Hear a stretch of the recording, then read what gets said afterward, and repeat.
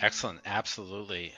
And often, as they're trying to cater to this guest experience inside of airports, you just mentioned how these executive teams have to make that balance between bringing in revenue and creating a great traveler experience.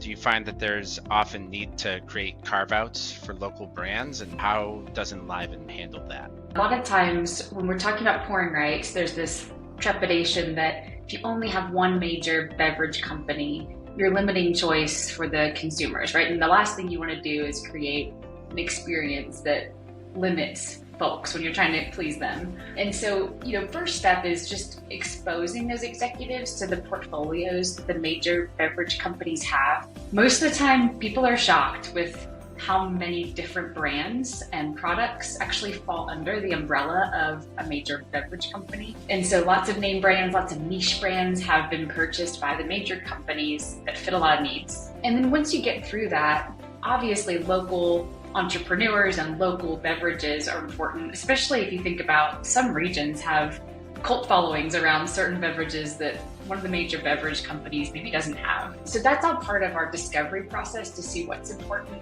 Let's figure out the beverage category. And we pride ourselves on being beverage nerds. We got lots of information on all of these types of things that we can build out a good strategy. But if there is a case where there's a local brand or maybe a local proprietor in that region that needs access to the airport, that's something we want to include in the pouring rights agreement. So we'll make sure that the beverage companies that are bidding on the program know that up front, and they understand what's the scope, how much volume are we talking, and that will be built in. And so we've had agreements like that where we've had a local regional brand in one of these exclusive pouring rights relationships.